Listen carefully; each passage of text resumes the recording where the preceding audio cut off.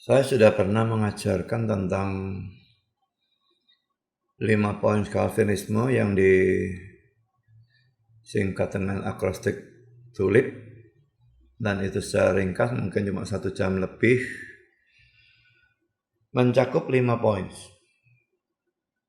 Sekarang saya akan mengajar lebih mendetail. Jadi per poin, mungkin kadang-kadang dalam bagian-bagian yang penting per poinnya itu bisa lebih dari 1 session.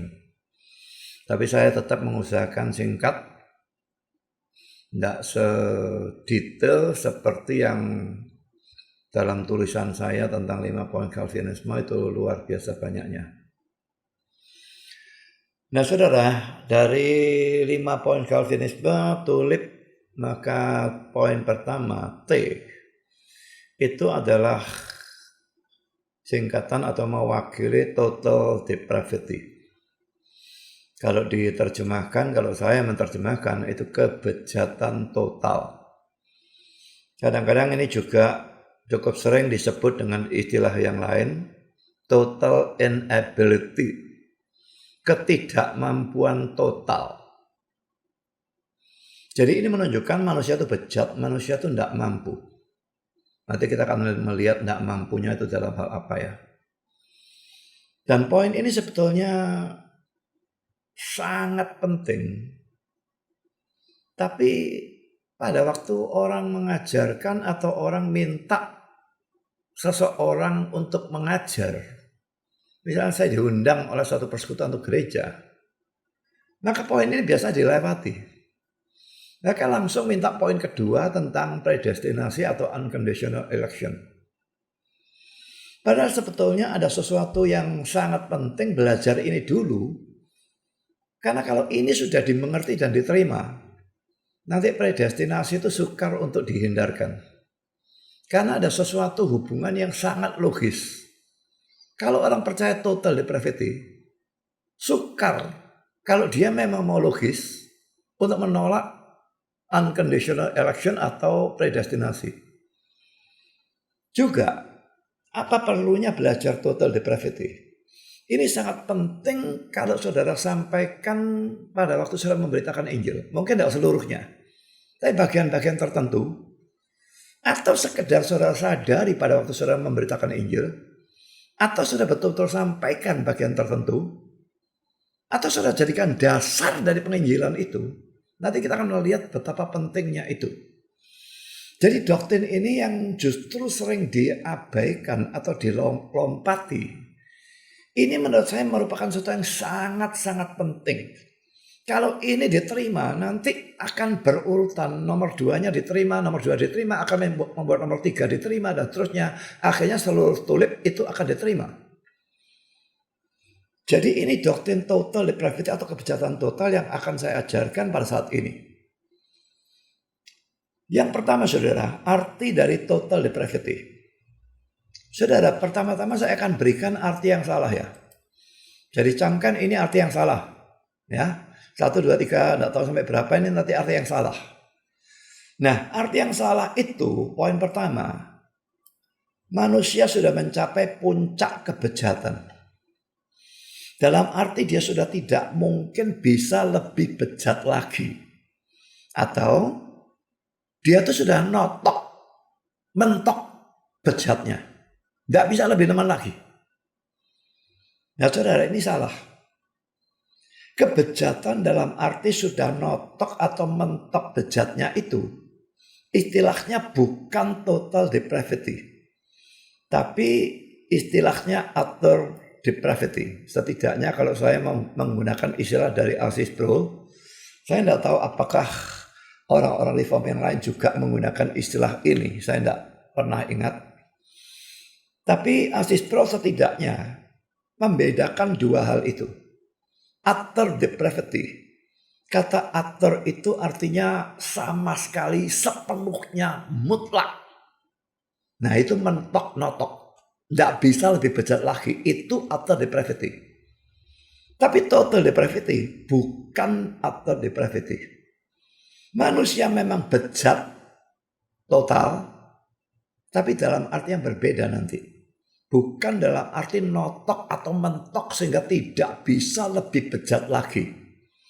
Saudara, utter depravity ini itu jelas salah. Kalau dikatakan manusia mentok bejatnya, itu jelas salah.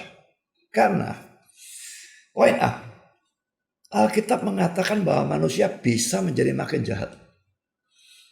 Dan kalau bisa menjadi makin jahat, ini membuktikan manusia belum notok atau mentok bejatnya dan belum mencapai utter depravity. Saya berikan ayatnya ya, 2 Timotius 2:16, tetapi hindarilah omongan yang kosong dan yang tak suci, yang hanya menambah kefasikan. Dari kata-kata ini berarti ada kemungkinan, kalau orang-orang itu tidak menghindari omongan yang kosong dan yang tidak suci, maka dia akan bertambah fasik. Nah kalau memang sudah utter depravity, sudah mentok, maka tidak bisa tambah. Bisa tambah, berarti belum mentok. Jadi total depravity itu bukan mentok, tidak bisa lebih jahat lagi, tidak. Bukan seperti itu. Ayat yang lain saudara. 2 Timotius 3:13. Sedangkan orang jahat dan penipu akan bertambah jahat. Ini makin mendekati akhir zaman saudara. Makin orang jahat dan penipu itu akan bertambah jahat. Yang sesat akan bertambah sesat, mereka menyesatkan dan disesatkan. Berarti saudara, memang belum ada depravity. Mungkin kalau ada makhluk yang bisa disebut utter depravity, itu adalah iblis dan setan-setan. Itu sudah mentok mungkin. Tapi kalau manusia, sejahat apapun, yang paling brengsek di seluruh dunia, itu belum dalam kondisi utter depravity. Nanti saya akan berikan contoh. Lalu Matius 24 ayat 12. Dan karena makin bertambahnya kedurhakaan, maka kasih kebanyakan orang akan jadi dingin. Nah Matius 24 ini bicara tentang akhir zaman. Ini nubuat tentang akhir zaman. Saat itu akan makin bertambah kedurhakaan. Berarti bisa tambah bejat, bukan? Jadi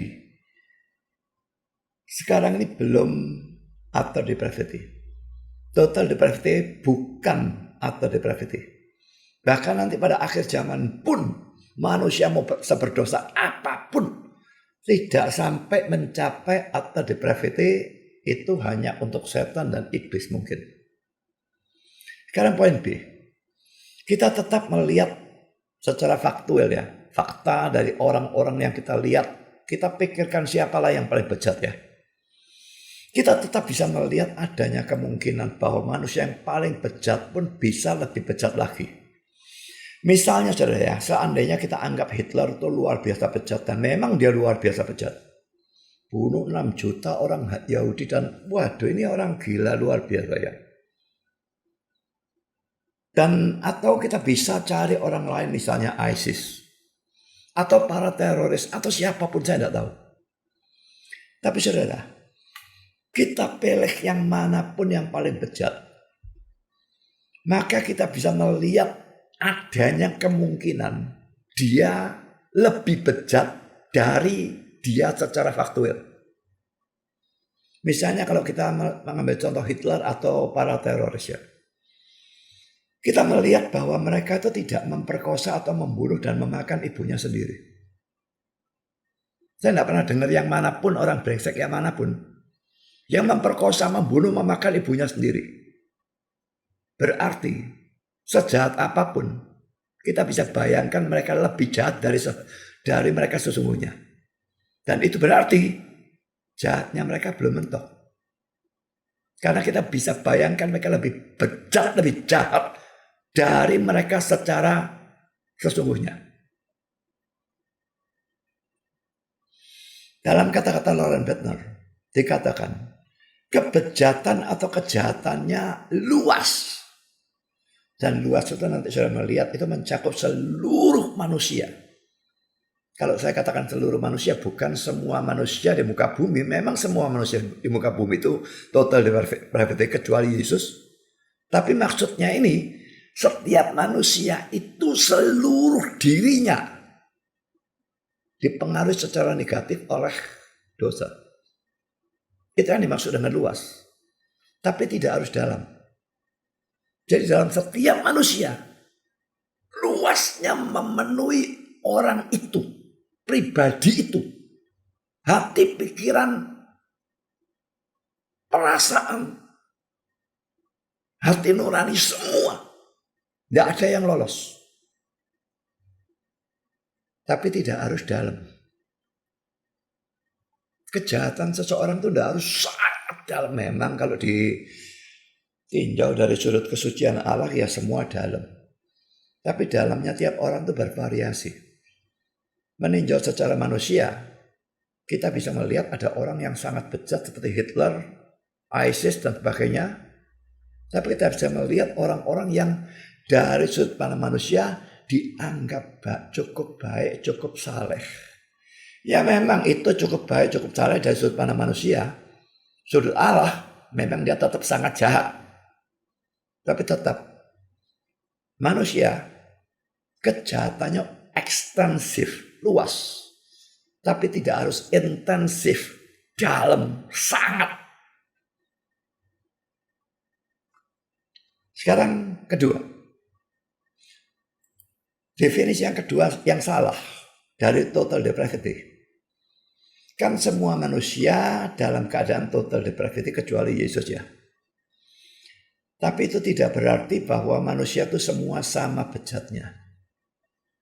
Semua total depravity. Tapi intensitasnya, kejahatannya beda-beda. Sehingga yang satu bisa lebih bejat daripada yang lain.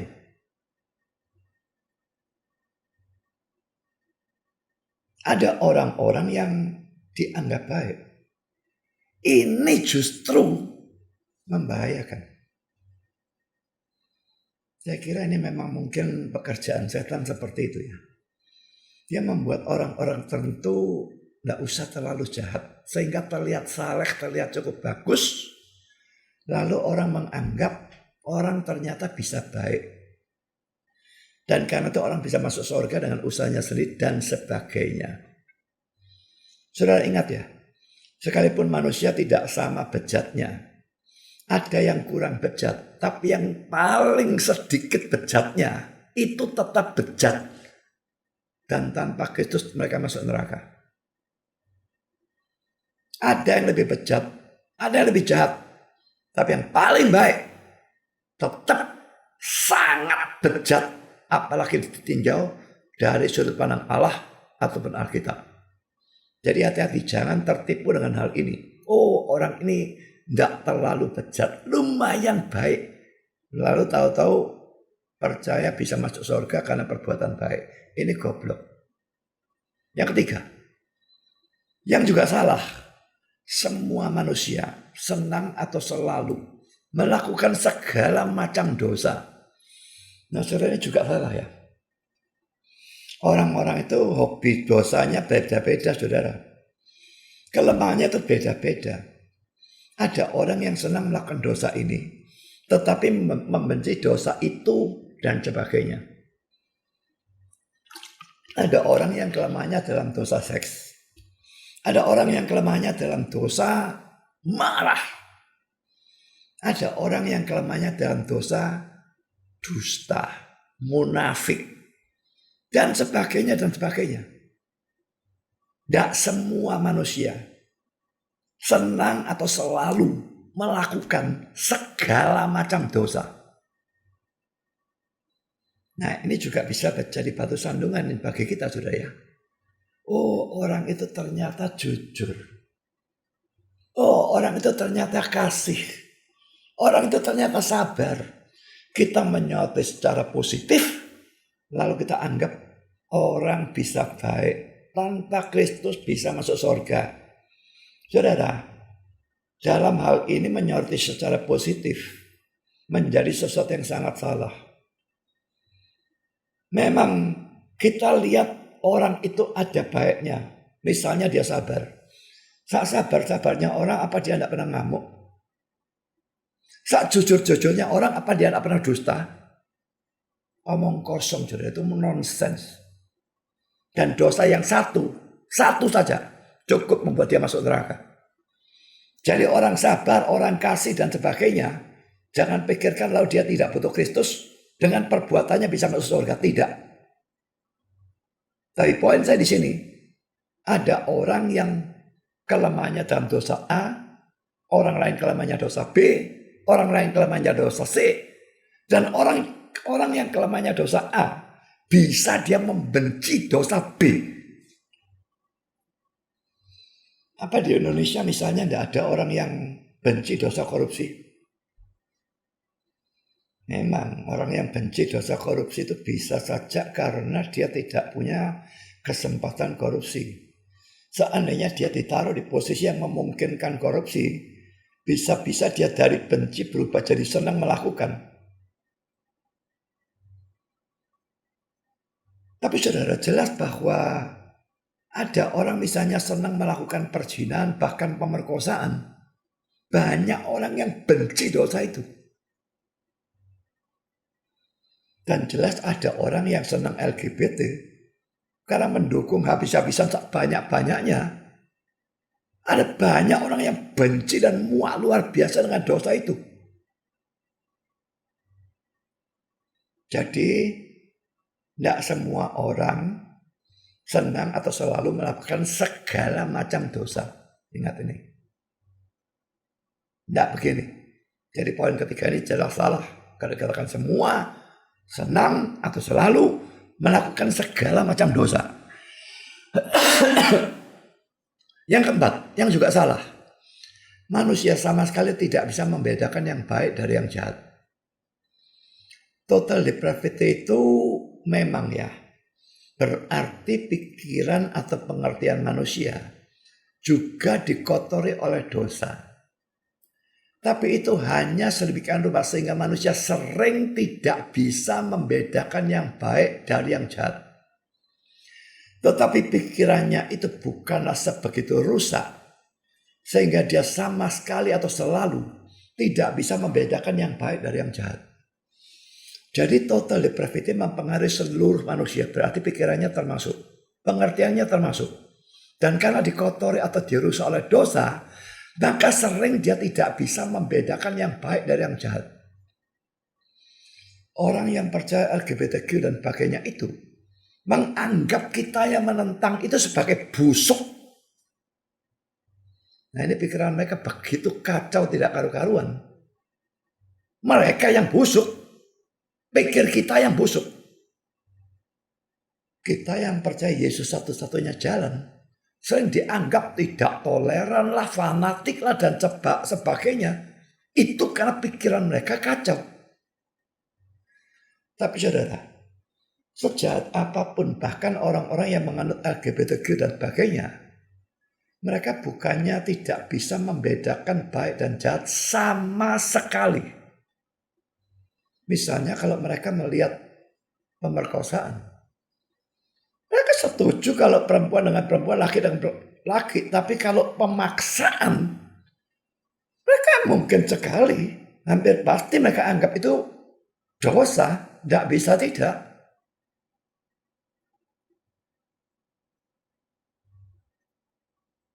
Mereka mungkin setuju dengan abortus. Itu pembunuhan. Tapi mereka tidak setuju kalau manusia bunuh manusia yang sudah hidup. Sudah lahir. Jadi saudara, sering pengertian mereka itu kacau luar biasa.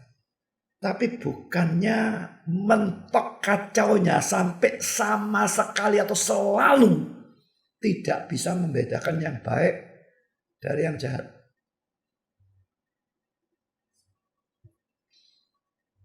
Sekarang poin yang kelima. Ini kesalahan yang kelima. Manusia sama sekali tidak menghargai kebaikan. Saudara, total depravity bukan berarti begini ya. Manusia sama sekali tidak menghargai kebaikan. Tentu tidak. Loh, ada orang yang begitu bejat sampai tidak menghargai kebaikan. Kita berbuat baik kepada dia, tulus, dibalas kejahatan. Ada. Tetapi tidak semua seperti itu. Dan tidak selalu dia seperti itu. Jadi saudara, Sekalipun manusia itu bejat sehingga dia sering tidak menghargai kebaikan, tapi dia tidaklah sebegitu bejat atau rusak sehingga sama sekali atau selalu tidak menghargai kebaikan.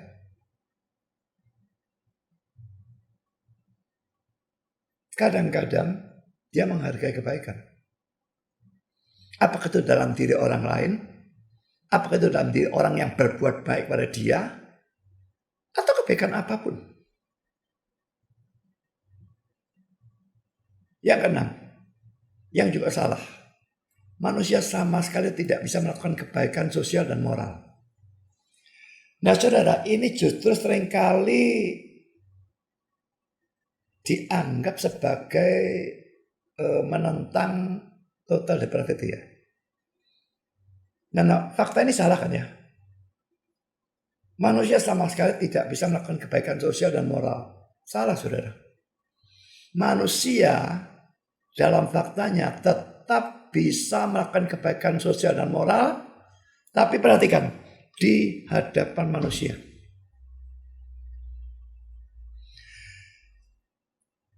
Jadi seringkali orang anggap seperti Mother Teresa begitu ya. Atau siapapun orang yang dianggap secara moral, etika, sosial baik, melakukan pengorbanan baik, itu dianggap menentang doktrin total depravity. Padahal doktrin total depravity memang artinya bukan begitu kok. Mereka menganggap ini sebagai fakta menentang doktrin total depravity. Mereka justru salah mengerti tentang total depravity. Reform jelas percaya manusia tetap bisa melakukan kebaikan sosial dan moral di hadapan manusia. Tapi ditambahi, tetapi bagaimanapun ia tidak bisa melakukan sesuatu pun yang betul-betul baik di hadapan Allah. Baik di hadapan manusia dan baik di hadapan Allah itu sangat berbeda karena standarnya berbeda. Kalau saya melihat tetangga saya misalnya kekurangan makan, lalu saya belikan dia makan. Tidak ada pamrih, tidak ada apa. Saya berikan dia makan. Dunia anggap itu sudah baik. Di hadapan manusia tindakan sudah baik. Di hadapan Allah belum tentu. Karena Allah perhatikan hati saya, motivasi saya, dan sebagainya. Orang pergi ke gereja mungkin sudah dianggap sebagai tindakan moral yang baik. Tuhan tidak. Karena dia laki-laki lihat motivasinya, tujuannya, dan sebagainya. Jadi saudara, baik di hadapan manusia bisa. Yang tidak bisa, baik di hadapan Allah. Loren Bentner mengatakan, ia bisa memberi $1 juta untuk membangun sebuah rumah sakit. Saudara, para bintang film dan orang-orang kaya luar biasa di dunia itu bisa melakukan tindakan sosial, berikan kok $1 juta lebih saudara, jutaan dolar bisa. Nah ini secara manusia, sudut pandang manusia ini sudah dianggap baik.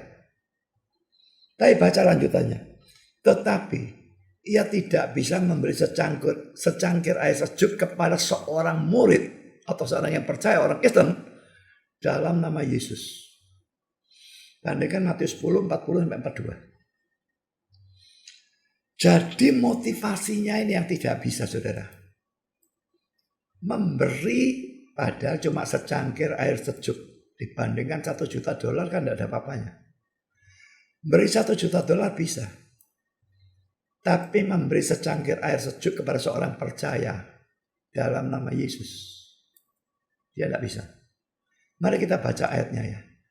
Matius 10 ayat 40-42. Barang siapa menyambut kamu, ia menyambut aku. Dan barang siapa menyambut aku, ia menyambut dia yang mengutus aku. Barang siapa menyambut seorang nabi sebagai nabi, ia akan menerima upah nabi. Dan barang siapa menyambut seorang benar sebagai orang benar, ia akan menerima upah seorang benar.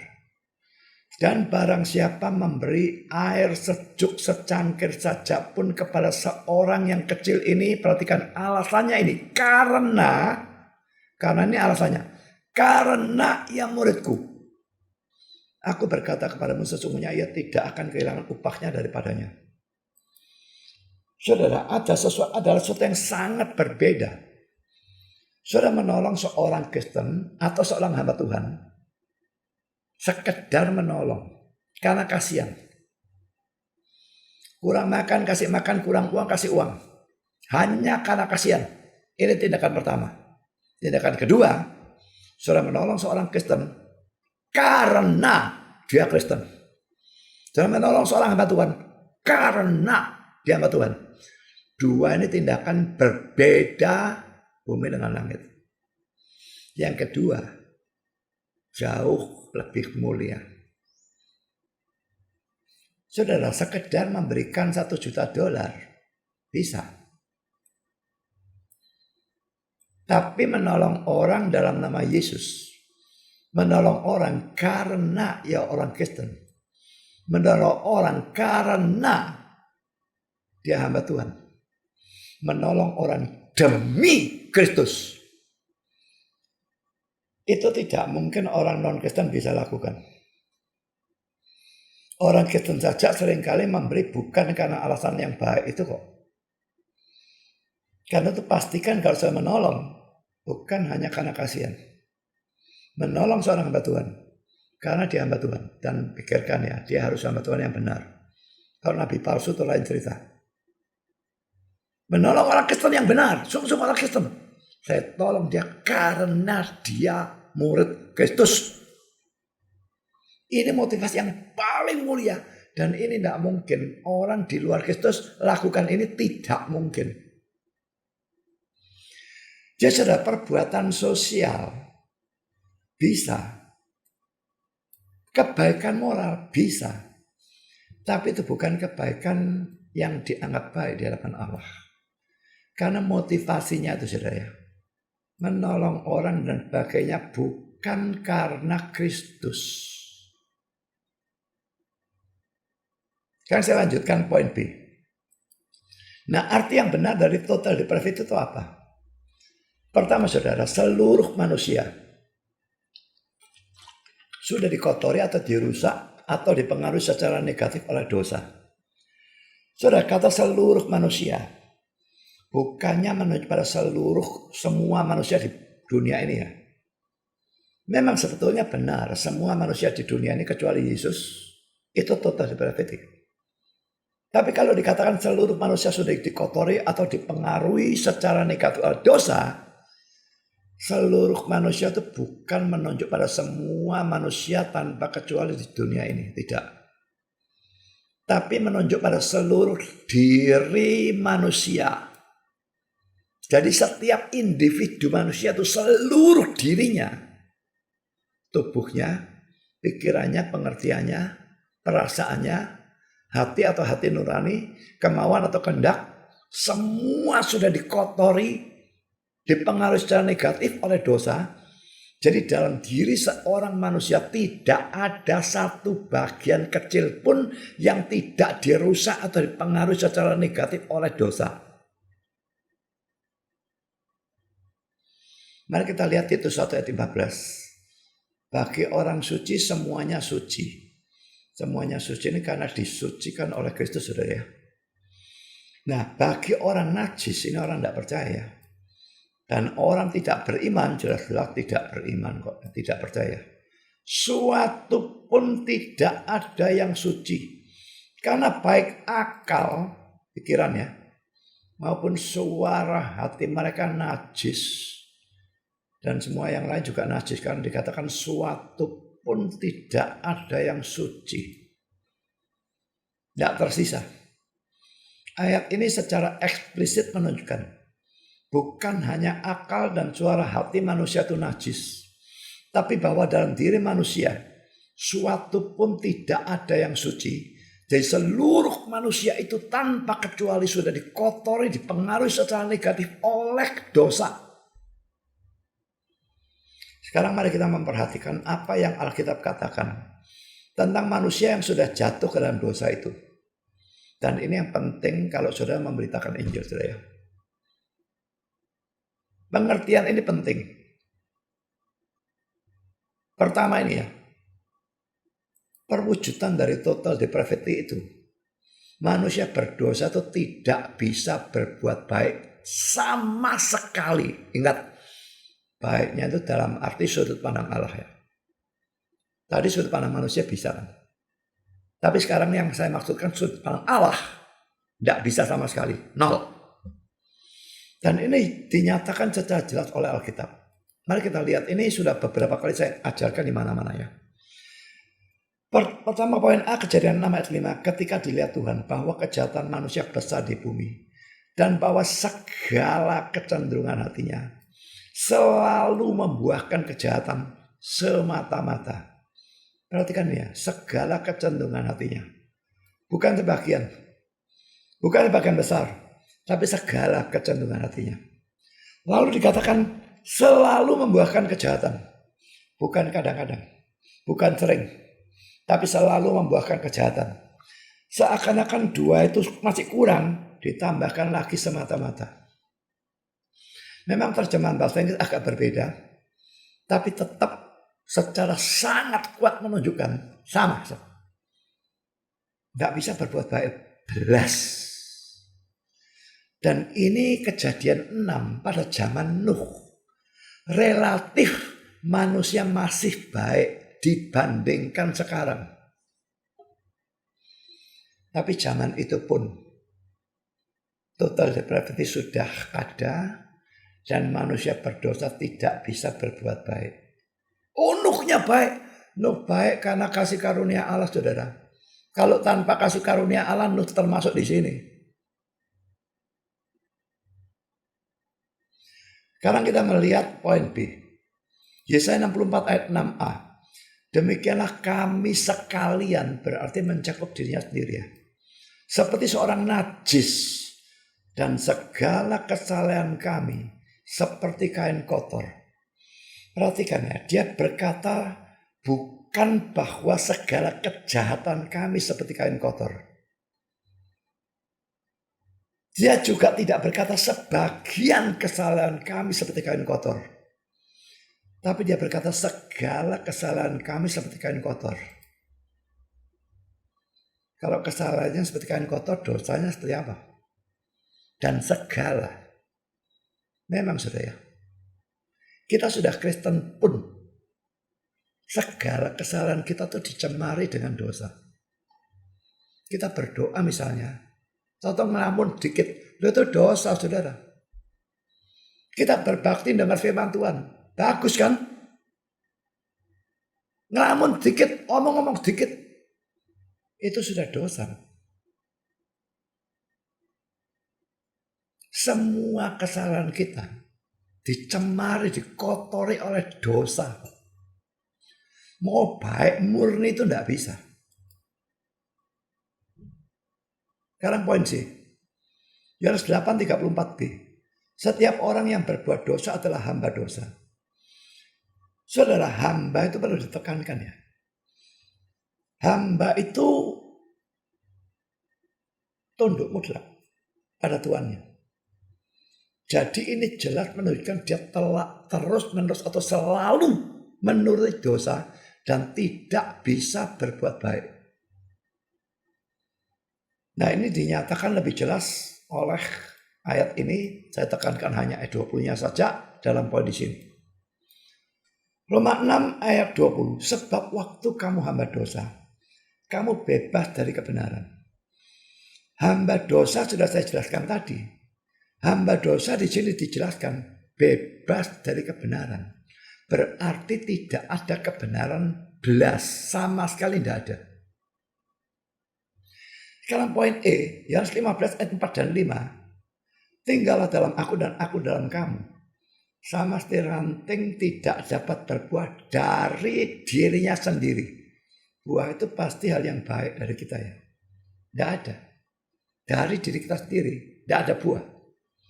Kalau ia tidak tinggal pada pokok anggur, demikian juga kamu tidak berbuah jikalau kamu tidak tinggal di dalam aku. Akulah pokok anggur dan kamulah ranting-rantingnya. Barang siapa tinggal dalam aku dan aku dalam dia, ia berbuah banyak, sebab di luar aku kamu tidak dapat berbuat apa-apa. Maksudnya jelas, apa-apa yang baik, berbuah dan sebagainya tidak bisa. Di luar aku, nol. Jadi jelas menunjukkan bahwa sama seperti ranting anggur tidak bisa berbuah. Kalau tidak melekat pada pokok anggur, demikian juga manusia di luar Kristus sama sekali tidak dapat berbuat apapun yang baik. Sudah di dalam Kristus pun mulai bisa berbuat baik, tapi perbuatan baiknya masih ada dicemari dosa. Tapi setidaknya dia mulai bisa berbuat baik. Tapi kalau di luar Kristus, betul-betul nol besar. Sekarang poin F, Roma 8, 7, dan 8. Sebab keinginan daging adalah persekutuan terhadap Allah. Karena ia tidak takluk kepada hukum Allah. Hal ini memang tidak mungkin baginya. Dia tidak takluk kepada Allah. Dia punya perseteruan terhadap Allah. Ya, sehingga tidak takluk. Memang tidak mungkin. Takluk itu tidak mungkin. Mereka yang hidup dalam daging tidak mungkin berkenan pada Allah. Jadi saudara, memang seperti telah dikatakan di atas, manusia bisa melakukan kebaikan sosial atau lahiriah. Misalnya lihat orang miskin menderita lalu menolong dan betul-betul menolong tanpa pamrih. Sekarang ini zaman COVID banyak orang menderita, ada orang menolong tanpa pamrih, bisa. Tapi apakah itu suatu kebaikan di hadapan Allah? Tidak, sama sekali tidak. Nah sekarang saya berikan alasannya. Mengapa? Karena dalam pandangan Tuhan, supaya suatu perbuatan baik bisa disebut baik, maka harus dipenuhi syarat-syarat ini. Pertama, perbuatan baik itu harus timbul dari iman. Hal ini sudah pernah saya ajarkan berkali-kali ya. Roma 1 ayat 5, dengan perantaranya kami menerima kasih karunia dan jabatan Rasul untuk menuntun semua bangsa supaya mereka percaya dan taat kepada namanya.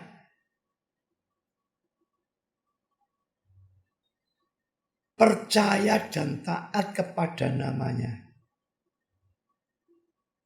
Nah dalam, ini terjemahannya ada karu-karuan menurut saya. Dalam terjemahan NIV seluruh kalimat ini ya, untuk memanggil orang-orang dari antara orang-orang non-Yahudi kepada ketaatan yang datang dari iman. Dalam konteks Alkitab, iman ini iman kepada Kristus sebagai Tuhan dan Juru Selamat. Jadi iman ini tidak bisa diartikan imannya agama lain. Juga tidak bisa dikatakan iman kepada Kristus sebagai dokter, penyembuh berkat, dan penyembuh pemberi berkat dan sebagainya, tidak. Saving faith itu yang dimaksudkan.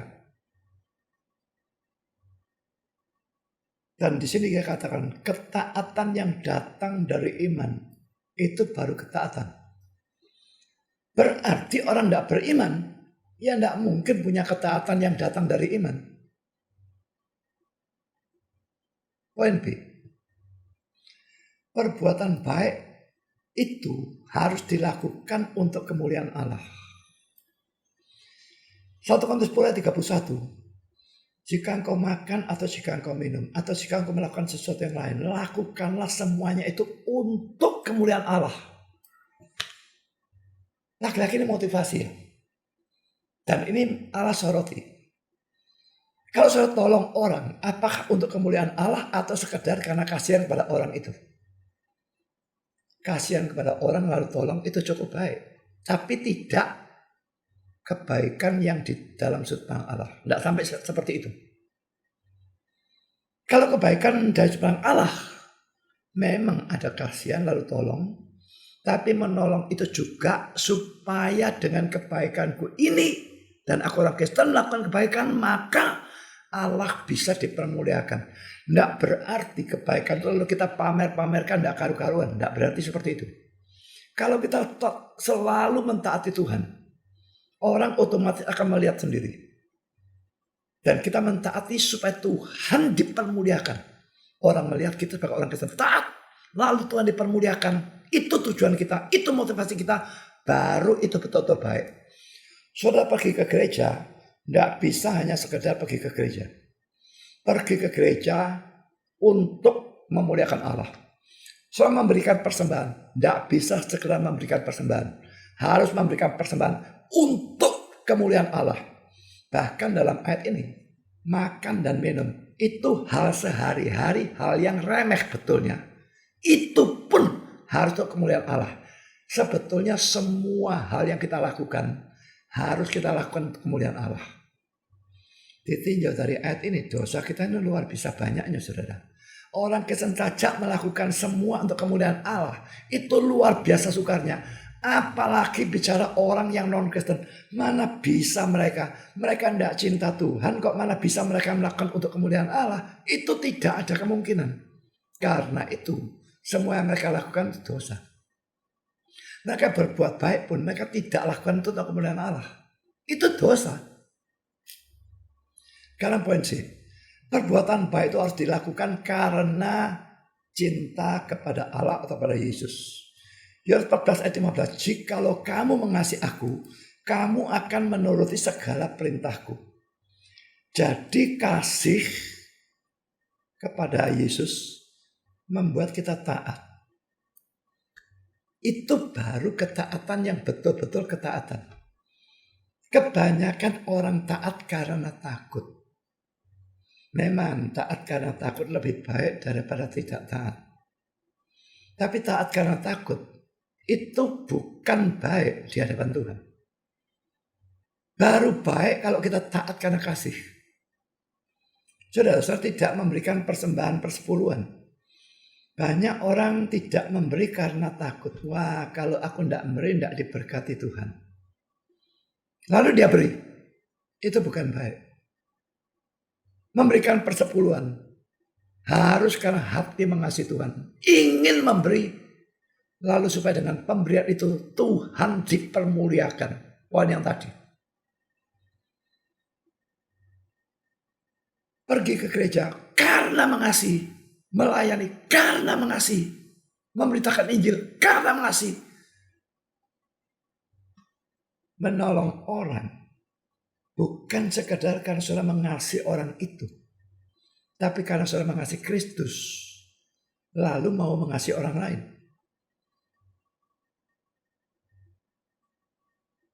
Pikirkan saudara. Luar biasa banyak perbuatan kita yang kita anggap baik. Tapi motivasinya atau dasarnya, landasannya bukan karena kasih kita pada Tuhan. Dan itu bukan baik. Jujur tiga ini tidak mungkin ya. ABC ini tidak mungkin bisa dilakukan oleh orang di luar Kristus. Nah, kalau syarat-syarat di atas ini poin A sampai sini tidak dipenuhi. Maka bisalah dikatakan bahwa pada waktu orang itu melakukan perbuatan baik dalam tanda petik. Dia melakukannya bukan karena beriman kepada Kristus. Dia melakukannya bukan untuk memuliakan Tuhan. Dia melakukannya bukan karena hati mencintai Tuhan. Tiga-tiga tidak ada. Maka berarti dia melakukannya tanpa mempedulikan Allah. Ataupun Yesus. Nah sekarang saudara, kalau saya dijabarkan seperti ini. Perbuatan baik dalam tanda petik itu adalah perbuatan baik yang dilakukan tanpa peduli Allah, tanpa peduli Yesus. Saya tanya, apakah itu perbuatan baik? Nah sekarang ini dari sudut pandang Allah, saudara. Apa itu baik? Saya berbuat baik tanpa peduli Allah. Loh mana bisa itu baik? Saya berbuat baik tanpa peduli Yesus. Loh mana bisa itu baik? Sudut manusia itu baik. Sudut Allah itu dosa.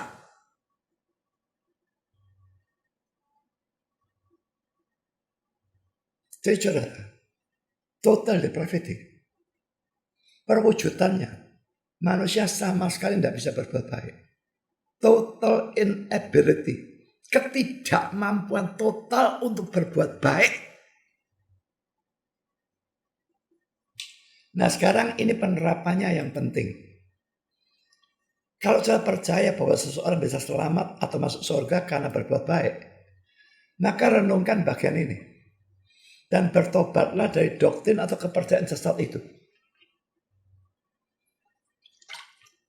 Ingat, manusia berbuat baik saja tidak bisa. Lalu bagaimana mau selamat karena berbuat baik?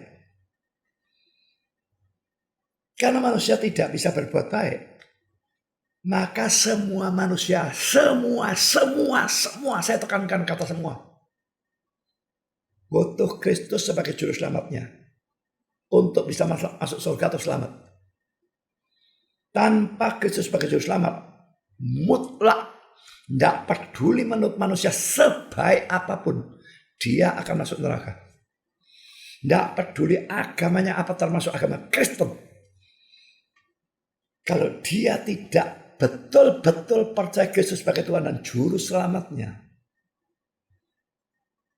dia akan masuk neraka. Karena dia tidak punya kebaikan sama sekali. Jadi ini penting saudara pikirkan. Saudara tidak nginjili orang karena saudara anggap orang itu sudah baik. Orang baik itu akan masuk neraka, saudara. Dia bukan orang baik dari sudut pandang Tuhan. Tidak ada orang baik. Semua berdosa. Sangat berdosa. Semua butuh juru selamat. Semua butuh Injil. Poin kedua. Masihkah saudara percaya bahwa semua agama lain yang mengandalkan perbuatan baik bisa memberikan keselamatan? Ingat ya. Hanya Kristen yang Injil dan Alkitabiah yang percaya bahwa keselamatan itu hanya karena iman kepada Kristus. Sola fide. Agama lain, perbuatan baik. Sekte-sekte, iman dan perbuatan baik. Hanya Kristen yang Injil dan Alkitabiah yang percaya hanya iman. Nah, semua yang ada andilnya perbuatan baik, lah manusianya tidak bisa berbuat baik loh. Bagaimana bisa selamat karena perbuatan baik? Itu omong kosong, saudara.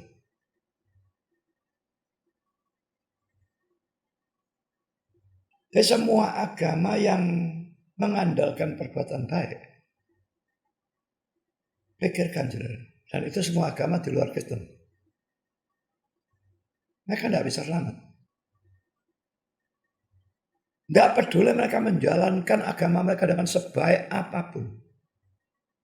Tapi mereka tidak percaya pada Kristus sebagai Tuhan dan Juru Selamat. Mereka tidak bisa selamat. Dan karena itu mereka butuh kita Injil. Sekarang poin kedua. Jadi poin pertama ini yang penting sekali dalam total depravity. Perwujudan dari total depravity adalah manusia tidak bisa berbuat baik sama sekali. Nol. Nah, sekarang yang kedua. Perwujudan kedua dari total depravity. Manusia berdosa atau tidak bisa mengerti atau menghargai Injil atau firman Tuhan. Saya tekankan Injilnya dulu. Kalau Injil saja tidak mengerti, tidak menghargai, apalagi firman Tuhan yang lebih luas. Sebagai dasar dari pernyataan ini, mari kita lihat ayat-ayat ini. Poin A, 1 Korintus 1 ayat 18. Sebab pemberitaan tentang salib memang adalah kebodohan bagi mereka yang akan binasa. Itu saja yang saya tekankan ya. Yang bagian akhir itu kan untuk orang yang percaya ya. Orang pilihan. Pemberitaan tentang salib berarti Injil ya. Itu adalah kebodohan bagi mereka yang akan binasa. Untuk orang-orang reprobate yang ditetapkan binasa, itu kebodohan. Memang bisa. Pertama di Injil dianggap kebodohan. Tapi belakangan dia berubah. Karena pekerjaan Tuhan dalam dirinya. Bisa. Tapi kalau dia terus anggap kebodohan, ya dia masuk neraka. Kalau tidak ada pekerjaan Tuhan dalam diri orang itu, maka keadaan total depravity membuat dia menganggap Injil itu sebagai kebodohan. Kalau kita yang sudah dicerai oleh Tuhan, sudah percaya dan dicerai mengerti banyak tentang firman, kita menganggap orang-orang yang terus memberitakan firman tanpa pernah memberitakan Injil itu bodoh dan sesat.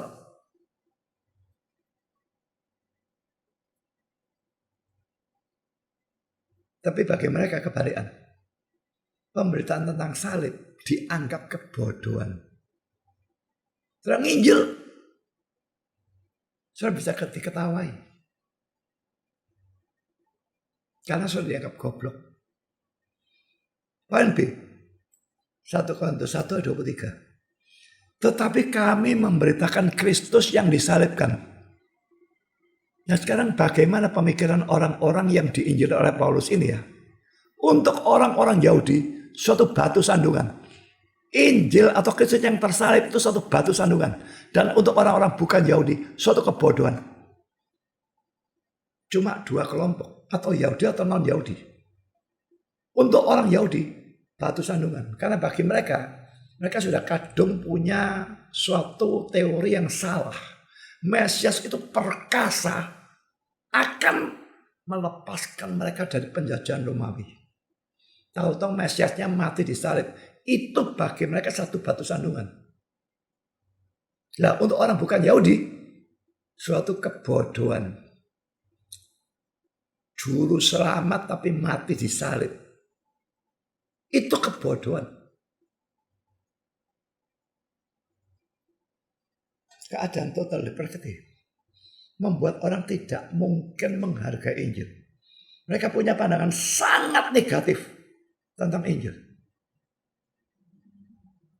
Karena itu jangan heran. Seorang Injil lalu orang marah. Saya punya teman baik. Teman sangat baik. Tapi kafir. Dulu saya belum jadi hamba Tuhan. Saya coba nginjil dia. Dan dia ngomong pada teman saya yang lain. Dia tidak berani ngomong pada saya. Dia ngomong pada teman saya yang lain. Dan teman itu menyampaikan pada saya. Si A itu ngamuk kamu injili. Dia ngomong pada aku kudu tak bentak. Tapi tidak berani bentak saya. Tapi dia marah. Injil itu suatu kebodohan. Jangan heran. Injil orangnya marah. Jangan heran. Injil soal diejek. Jangan heran. Total depravity mereka itu. Poin C. 1 Korintus 2:14. Tetapi manusia duniawi tidak menerima apa yang berasal dari roh Allah. Karena hal itu baginya adalah suatu kebodohan. Dan ia tidak dapat memahaminya sebab hal itu hanya dapat dinilai secara rohani. Bagian pertama ya, manusia duniawi itu menunjukkan orang yang bukan Kristen ya. Tidak menerima apa yang berasal dari roh Allah. Apapun hal yang rohani dari Alkitab dan bagaimana mereka tidak bisa menerima. Orang yang LGBT itu kan ya orang tidak Kristen ya. Mereka anggap Alkitab ngajar LGBT itu salah. Alkitab itu brengsek. Padahal Alkitab dari roh Allah. Mereka tidak bisa menerima. Dan bukan cuma tidak menerima. Mereka memandang hina. Mereka benci berita yang menentang LGBT. Karena bagi mereka itu hak asasi manusia. Jadi tidak menerima saudara. Kalau orang dibiarkan dalam keadaan ini, ya dia tidak mungkin menerima Injil. Total depravity membuat orang itu tanpa pekerjaan Allah tidak bakal menerima Injil. Saya lanjutkan. Karena hal itu baginya adalah suatu kebodohan dan ia tidak dapat memahaminya. Loh masa tidak bisa ngerti? Bukan mengerti bagaimana, bukan seperti itu ya. Nanti kita akan melihat. Sebab hal itu hanya dapat dinilai secara rohani. Saudara, memahami itu memang sebetulnya menurut saya berbeda pemahaman antara orang yang sudah Kristen dan pemahaman orang yang non-Kristen. Dengar Injil, dia ngerti. Ngertinya beda. Ngertinya di otak tok. Dan rasanya kayak ngerti secara kabur. Bahkan bisa betul-betul tidak ngerti.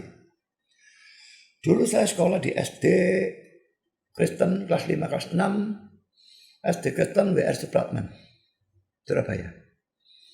Dan pada saat itu saudara, di hampir setiap pintu atau apapun banyak ya, tulisan besar-besar, papan begitu ya.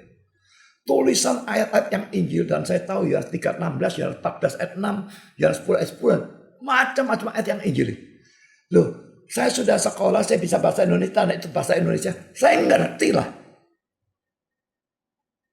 Tapi kok enggak nyantol sama sekali di otak saya. Karena begitu besar kasih akan Allah akan dunia ini dan sebagainya. Saya ngerti, tapi enggak nyantol sama sekali. Apakah itu ngerti? Yesus berkata, akulah jalan kebenaran dan hidup, tidak seorang pun sampai kepada Bapa kecuali dengan aku. Ngerti, tapi enggak nyantol sama sekali. Apakah itu memahami?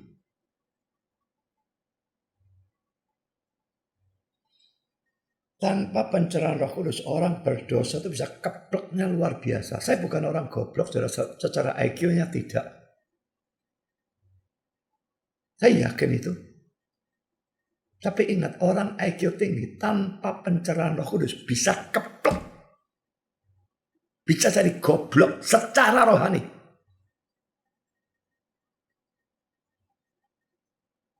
Mari kita lihat kata-kata Albert Barnes dalam komentarnya tentang ayat ini. Mungkin juga kata tahu atau memahami. Jadi dia memaksudkan kata ini ya. Di sini secara implisit juga menunjukkan gagasan tentang mengasihi atau menyetujui mereka. Jadi hal-hal dari Roh Allah itu kalau dikatakan tidak dapat dipahami, dia tafsirkan tidak bisa orang itu mengasihi. Tidak bisa orang itu menyetujui. Dan menurut dia, kata memahami diartikan seperti ini sering terjadi dalam kitab suci. Cuma tidak tahu, saya tidak lihat contohnya apa. Tapi saya yakin dia tidak asal ngomong. Dan Calvin mengatakan kata-kata ini. Kecenderungan manusia dengan sukarela begitu condong pada kepalsuan.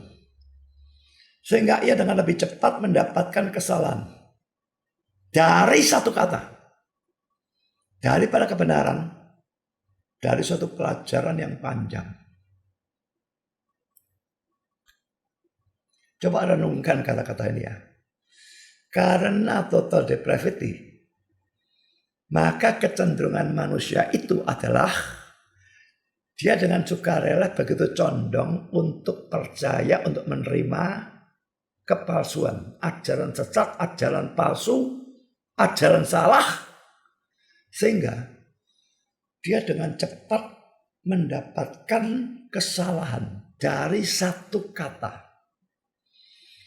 Daripada kalau dia dikasih ajaran benar, lalu dia mendapatkan kebenaran, padahal pelajaran kebenarannya disampaikan dalam suatu pelajaran yang panjang, lebar, mendetail.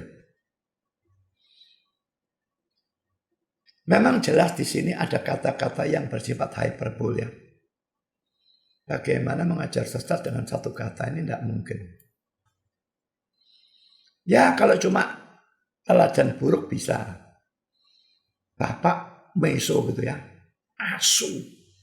Oh, enggak tunggu lama saudara, anaknya niru, wasu juga. Tapi kalau pelajaran, betul-betul pelajaran, sesat, kan enggak mungkin dalam satu kata. Tapi saya ngerti maksudnya ya.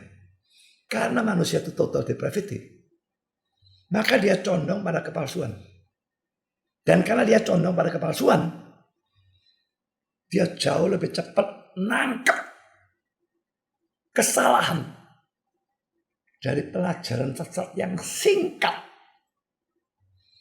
daripada dia menangkap kebenaran dari suatu pelajaran bagus Injil Alkitab yang panjang, lebar, dan mendetail. Makanya jangan heran kalau gereja yang benar, yang sungguh-sungguh Injili dan Alkitabiah mengajar betul-betul, jemaatnya sedikit. Yang sesat, jemaatnya luar biasa banyak.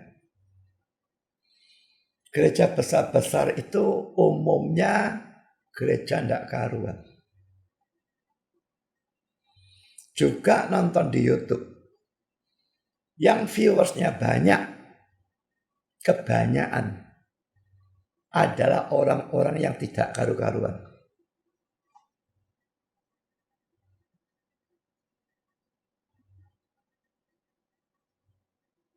Yang mengajar straight to hell, yang nonton juta.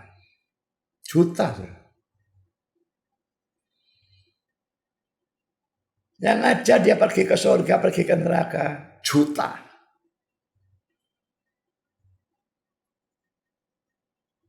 Yang betul-betul ngajar Injil, betul-betul ngajar firman Tuhan, sudah bagus kalau ribu. Kadang-kadang cuma ratus, beberapa ratus. Kadang-kadang beberapa ribu. Karena manusia seleranya pada kepalsuan. Itu akibat dari total depravity. Tidak bisa menerima dari Roh Kudus kecuali Allah bekerja. Dan Allah bekerja itu orang pilihan itu memang lebih sedikit, jauh lebih sedikit. Jelas nanti saya yakin penghuni surga jauh lebih sedikit dibandingkan penghuni neraka. Kalau saudara tetap nyarinya khotbah-khotbah yang temanya bombastis, pergi ke neraka kek, pergi ke surga kek, Pentakosta ketiga kek, dan segala macam hal-hal yang konyol, membangkitkan orang mati dan sebagainya,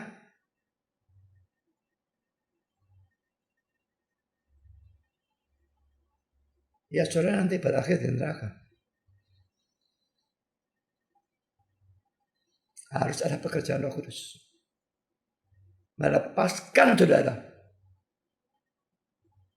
dari kecondongan pada kepalsuan. Baru bisa menyenangi kebenaran, menghargai, mencintai, mencari bahkan. Butuh pekerjaan Tuhan. Yang ketiga sekarang. Perwujudan ketiga dari total depravity. Manusia berdosa atau tidak bisa datang kepada Yesus atau percaya kepada Yesus. Yang ketiga ini jelas merupakan sambungan dari yang kedua, saudara. Kalau yang berasal dari Roh Kudus, Injil, kita hina, kita anggap kebodohan.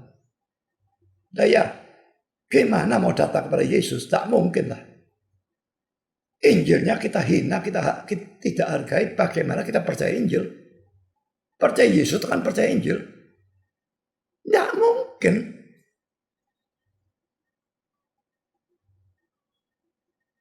Saudara, sebagai dasar bahwa manusia berdosa itu memang tidak bisa ya. Tidak bisa ini kalau hanya dia sendiri tanpa pekerjaan Tuhan. Tidak bisa datang kepada Yesus. Percaya kepada Yesus tidak bisa. Yang bisa semua karena pekerjaan Tuhan. Mari kita lihat ayat-ayatnya. Matius 16, 17. Maka jawab Simon Petrus, engkau adalah Mesias, anak Allah yang hidup. Sebelumnya Yesus tanya, menurut kamu siapa aku? Petrus jawab, engkau adalah Mesias, anak Allah yang hidup. Dia betul-betul beriman.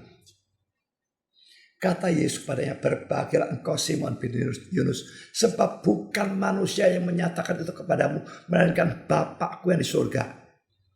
Menyatakan itu reveal, menyatakan, menyingkatkan. Butuh Bapak Bapak menyingkapkan itu kepada Petrus. Makanya Petrus bisa percaya hal yang benar itu. Percaya Yesus sebagai Mesias, sebagai anak Allah. Kalau saudara bisa percaya itu sungguh-sungguh. Sekarang Yesus sebagai juru selamat. Saat itu kan dia belum mati. Sekarang Tuhan dan juru selamat saudara bisa percaya sungguh-sungguh. Itu karena Bapak menyingkapkan kepada saudara. Kalau tidak demikian, saudara akan buta terhadap hal itu. Saudara anggap itu kebodohan. Sekarang poin B. Yohanes 6:37. Semua yang diberikan Bapa kepadaku akan datang kepadaku. Dan barang siapa datang kepadaku, ia tidak akan aku buang. Saya tekankan hanya bagian A-nya. Yang diberikan Bapa kepadaku.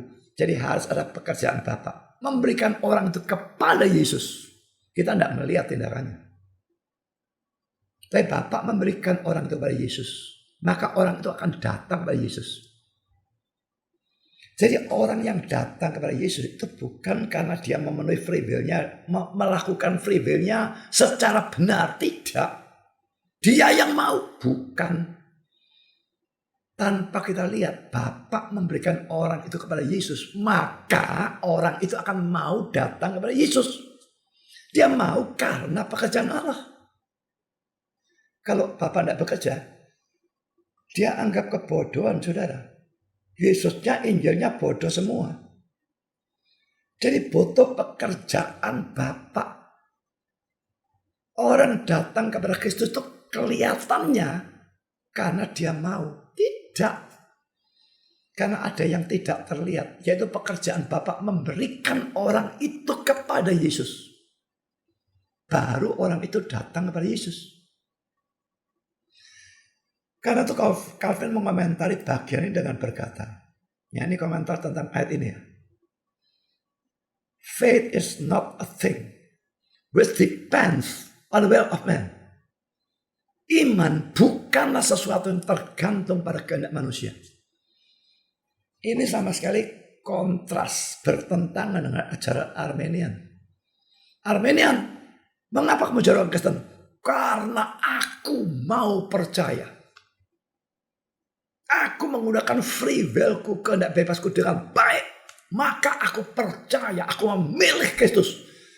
Lah, Alkitab sendiri mengatakan, Yohanes 15 ayat 16. Bukan kamu memilih aku. Akulah yang memilih kamu. Tapi orang Arminian menabrak ayat itu terang-terangan. Dia yang memilih Kristus. Calvin berkata, iman tidak tergantung kehendak kita, saudara. Karena kehendak kita tuh hanya bisa mau percaya. Kalau Allah menyerahkan atau memberikan kita kepada Kristus. Kalau mau dibahas panjang lebar, harus ada kelahiran baru. Lalu harus ada pekerjaan Tuhan sehingga kita mau mendengar Injil. Masih harus ada pencerahan sehingga kita mengerti Injil. Imannya masih dianugerahkan. Jadi kok bisa kehendak manusia dari mana? Tentu tidak. Tidak tergantung kehendak kita, saudara. Dalam hidup saya memang saya tidak pernah ada saat di mana saya memikir-mikirkan. Saya sudah mendengar Injil, sudah ngerti gitu ya, misalnya ya. Percaya Kristus masuk surga. Tapi wah, banyak serangan setan, banyak penderitaan. Repot di dunia ini, minggu mesti ke gereja, mesti melayani, mesti ini, mesti itu. Tidak percaya Kristus lebih enak. Bisa melakukan segala dosa, bisa, wah pokoknya jauh lebih enak. Tapi masuk neraka. Ditimbang-timbang, akhirnya saya memutuskan, aku mau pilih Kristus. Tidak pernah ada, saudara. Saat itu tidak pernah ada. Saya dengar. Tahu-tahu saya menjumpai, saya sudah percaya. Imannya dianugerahkan, persisnya kapan saya tidak tahu. Tidak pernah saya mempertimbangkan enaknya beriman atau tidak. Tidak pernah. Jadi kata-kata Calvin itu cocok dengan pengalaman hidup saya.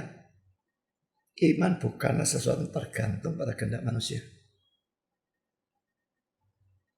Bapa berikan kita pada Kristus, maka kita akan datang dan percaya pada Kristus. Kalau tidak ada tindakan Bapa itu, kita tidak akan datang ataupun percaya pada Kristus. Sekarang poin sih.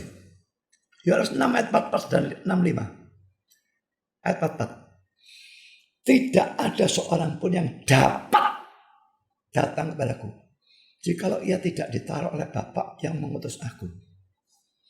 Laki-laki saudara, Bapak harus melakukan tindakan ini ya. Tarik. Kalau tidak ditarik, maka tidak ada seorang pun yang dapat datang kepadaku. Kata dapat ini perlu saya perhatikan ya. Ini menunjukkan bahwa bagian ini secara eksplisit membicarakan apakah orang itu mampu atau tidak mampu datang kepada Yesus. Biasanya orang-orang Armenian itu menggunakan Yohanes 3:16 saudara. Saya sudah beberapa kali mengajarkan ini ya.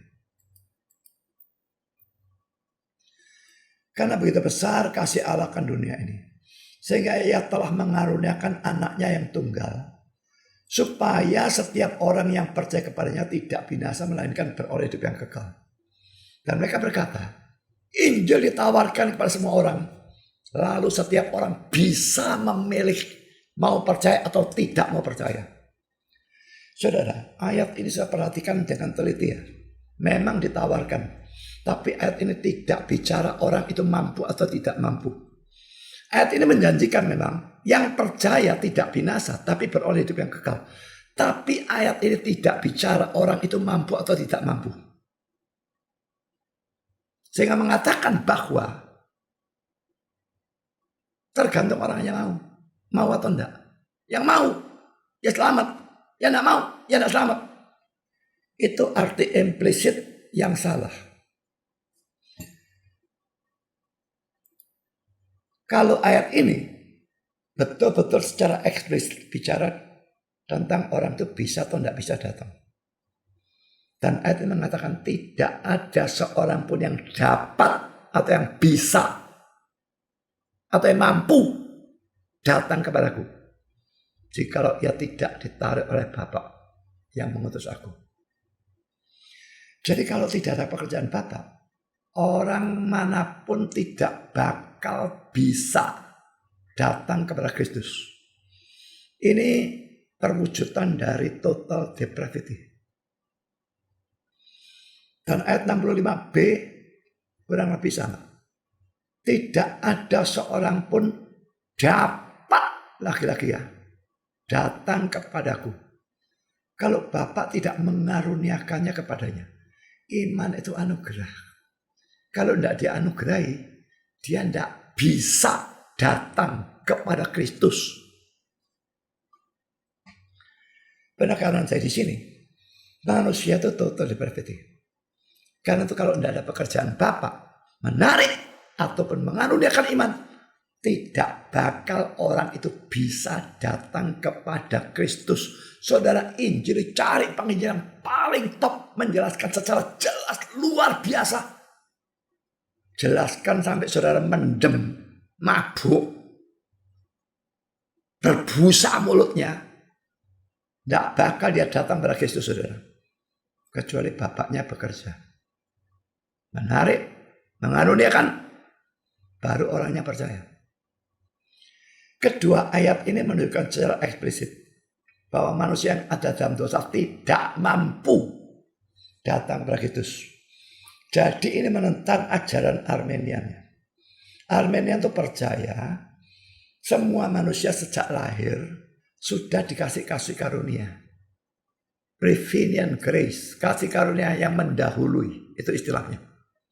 Dianugerahkan kepada semua orang sehingga orang itu bisa baik, orang itu bisa percaya dan sebagainya.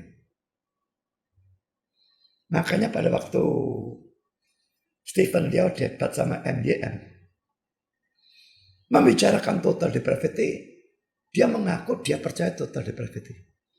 Omong kosong, itu dusta. total depravity-nya dia, bukan total depravity. Dia percaya total depravity seandainya prevenient grace itu tidak diberikan. Tapi faktanya semua orang sudah menerima prevenient grace. Sehingga semua manusia tidak berada dalam keadaan total depravity. Mampu berbuat baik, mampu percaya, tergantung bagaimana dia melakukan atau menggunakan free will yang ada pada dia. Itu sama sekali bertentangan dengan ajaran reform. Reform, manusia tetap total depravity.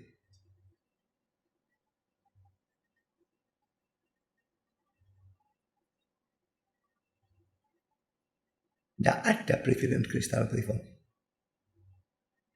Yang ada, kalau orang memang orang pilihan, suatu kali dia betul-betul dikasih kasih karunia. Dan itu bukan mengangkat dia separuh sehingga dia bisa percaya, tidak. Kasih karunia dianugerahkan membuat dia betul-betul percaya. Beda sama sekali. Jadi yang Stephen Liao maksudkan dengan total depravity, itu sama sekali bukan total depravity. Dia percaya total depravity andai kata orang tidak dikasih prevenient grace. Tapi kenyataannya, faktanya dia percaya semua dikasih. Sehingga tidak lagi total depravity. Memang Arminian itu percaya partial inability atau partial ability, ketidakmampuannya itu cuma sebagian. Kalau kita total inability, pekerjaan Tuhan mutlak membuat kita percaya. Kalau dia join Tuhan dan saya, beda. Sekarang poin D. Filipi 1:29.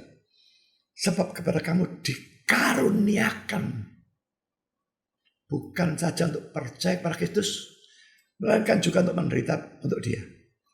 Yang bagian akhir tidak saya gubris dalam saat ini. Karena tujuan saya bukan itu. Tapi di sini, percaya kepada Kristus itu dikaruniakan. Iman itu anugerah. Kalau Allah tidak mengaruniakan, tidak bisa. Orang diinjili bagaimanapun dia sudah mengerti. Kalau Allah tidak mengaruniakan iman, orangnya tidak bakal beriman. Dan bisa, saudara ya. Tuhan memberikan pencerahan, orangnya mau mendengar, orang yang mengerti Injil, tapi tidak dikasih iman. Bisa. Tambah celaka. Karena dia diberi, dia dituntut lebih besar, lebih berat. Kalau saya bisa mengerti Injil dan percaya, saya dianugerahi keduanya. Baru menjadikan orang percaya pada Kristus. Berbahagia saudara, karena iman itu anugerah. Konyol saudara. Iman itu karena aku menggunakan free will-ku dengan benar. Berarti aku beriman karena jasaku. Tidak. Iman anugerah. Nah, kenapa ada orang dianugerahi, ada yang tidak? Nah, itu nanti mengarah pada predestinasi. Tunggu tanggal mainnya. Makanya saya katakan total depravity penting. Kalau percaya ini, tidak terhindar nanti percaya predestinasi. Sekarang poin E. Kisah 11:18. Jadi kepada bangsa-bangsa lain juga Allah mengaruniakan pertobatan yang memimpin kepada hidup. Ini menunjukkan bahwa pertobatan merupakan karunia atau pemberian Allah. Dan kalau kita lihat konteksnya, 2 pasal terlalu panjang untuk kita baca ya. Kisah 10:11 ya. Maka jelas yang dimaksud pertobatan di sini adalah datangnya atau berimannya seseorang pada Kristus. Itu dikaruniakan. Tidak dikaruniakan, jangan mimpi bisa datang. Poin F. 1 Korintus 12 ayat 3b. Tidak ada seorang pun yang dapat mengaku Yesus adalah Tuhan selain oleh Roh Kudus. Lagi-lagi ayat ini eksplisit bicara tentang kemampuan. Dapat. Dan dapat mengaku itu bukan cuma mulutnya mengaku ya. Kalau cuma mulutnya mengaku seadanya kafir bisa, saudara. Kristen KTP bisa. Nabi palsu bisa. Tapi di sini bisa mengaku itu betul-betul mengaku dari hati lalu mengaku di mulut. Yang seperti itu bisa atau tidak bisanya tergantung Roh Kudus. Karena dikatakan tidak ada seorang pun yang dapat atau bisa atau mampu mengaku Yesus adalah Tuhan, betul-betul beriman selain oleh Roh Kudus. Jadi ini secara eksplisit mengatakan tidak ada orang bisa mengaku Yesus adalah Tuhan sungguh-sungguh kalau bukan karena Roh Kudus. Memang kalau cuma mengaku di mulut tentu bisa. Ayatnya ada. Tidak usah kita baca. Bukan setiap orang yang berseru Tuhan, Tuhan akan masuk ke kerajaan surga dan sebagainya. Mengaku di mulut. Tapi yang dibicarakan ayat ini mengaku dari hati lalu keluar dari mulut. Itu hanya bisa oleh Roh Kudus. Jadi saudara, sudah sangat banyak ayat yang sudah tunjukkan ya. Kalau tidak ada pekerjaan dari Tuhan, tidak ada orang bisa datang kepada Kristus. Karena orang itu total depravity. Dia anggap Injil itu hina, Injil itu kebodohan. Butuh pekerjaan Tuhan. Mengubah dia. Sekarang poin keempat. Perwujudan keempat. Dari total depravity adalah manusia berdosa itu mati dalam dosa atau mati secara rohani. Bukan sakit ya. Bukan setengah mati. Tapi mati. Hal ini terlihat dari ayat-ayat di bawah ini. Ya 10. Aku datang supaya mereka punya hidup. Dan mempunyai dalam segala kelimpahan. Saudara, mereka itu sedang hidup ya. Yesus bukan bicara orang mati. Saudara, mereka hidup secara jasmani itu hidup. Tapi dia katakan aku datang supaya mereka punya hidup. Berarti hidup ini hidup rohani, saudara. Jadi Yesus datang dengan tujuan supaya mereka atau manusia berdosa mempunyai hidup secara rohani. Berarti sebetulnya secara rohani mereka mati. Semua manusia dalam keadaan lahir itu pada waktu lahir dalam keadaan mati secara rohani. Bukan sakit ya, mati. Sekarang poin B. Efesus 2:1-3. Kamu dahulu sudah mati karena pelanggaran-pelanggaran dan dosa-dosamu. Dan terusnya.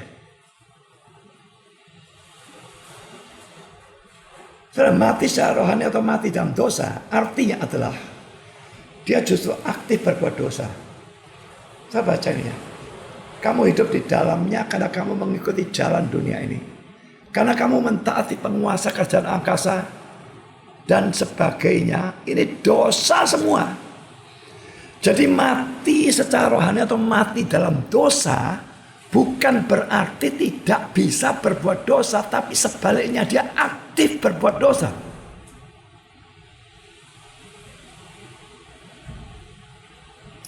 Jadi kalau di atas tadi telah kita lihat manusia berdosa tidak bisa berbuat baik. Maka sekarang kita lihat kebalikannya, atau ya bukan kebalikannya, searah sebetulnya ya. Tidak bisa berbuat baik, tidak bisa positif. Kalau negatif, wah pinternya luar biasa. Aktif atau terus-menerus berbuat dosa. Gini tuh loh, mau masuk surga karena perbuatan baik, bagaimana caranya? Kan perhatikan komentar Calvin. Karena kita bukan hanya miskin atau melarat dan kosong dalam hal baik, tapi begitu subur dan banyak berbuah dalam setiap kejahatan, sehingga kita tidak bisa malas atau menganggur dalam hal berbuat jahat. Kalau urusan berbuat baik, kita miskin melarat kosong, nol. Tapi subur dan banyak berbuah dalam setiap kejahatan. Tidak bisa malas, tidak bisa nganggur kalau berbuat jahat. Ini penjelasan Calvin tentang total depravity, saudara.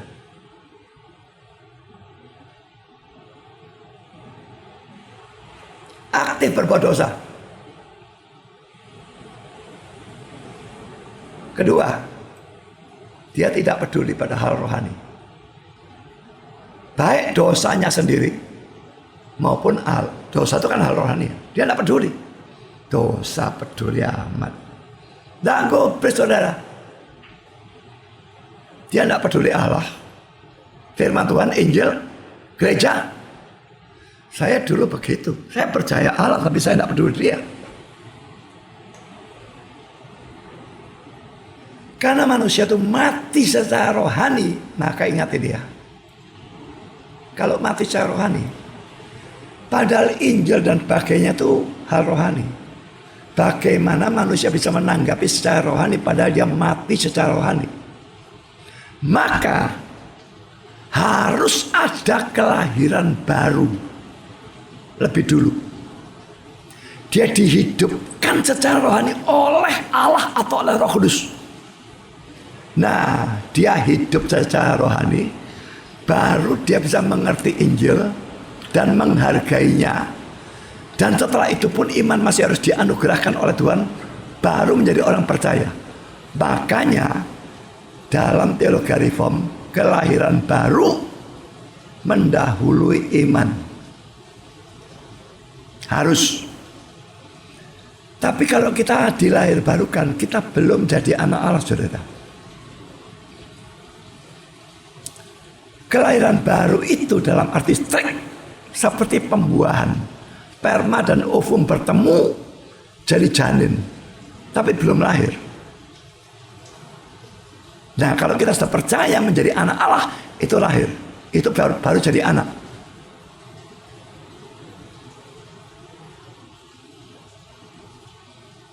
Saya kira Stephen Leon tidak mengerti konsep ini, sehingga mereka mengacau balaukan. Mereka katakan kita jadi anak dulu. Kita orang Calvinis jadi anak dulu, baru percaya.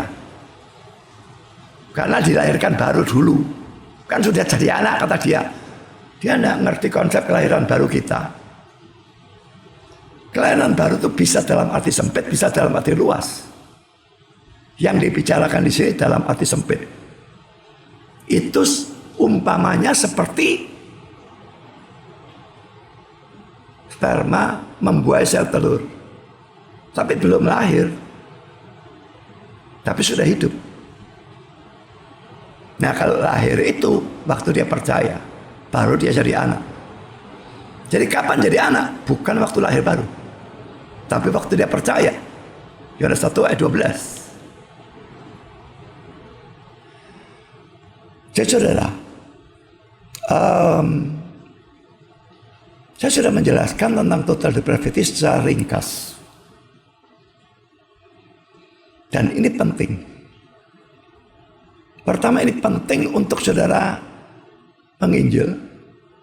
Perlu pengertian ini. Perlu juga ngerti ini sehingga kita bisa mengerti mengapa orang kalau kita menginjil kok ngamuk, tidak gubris, dan sebagainya. Anggap kita bodoh. Juga ini penting. Karena kalau kita percaya ini, tidak terhindarkan nanti percaya pada predestinasi. Orang yang seringkali mengabaikan doktrin yang satu ini, sukar akan percaya predestinasi. Semoga saudara renungkan ini, kalau perlu tonton berkali-kali, sampai meresap. Maka itu akan membuat saudara nanti percaya poin kedua dan sebagainya yang nanti akan saya ajarkan juga. Tuhan memberkati saudara.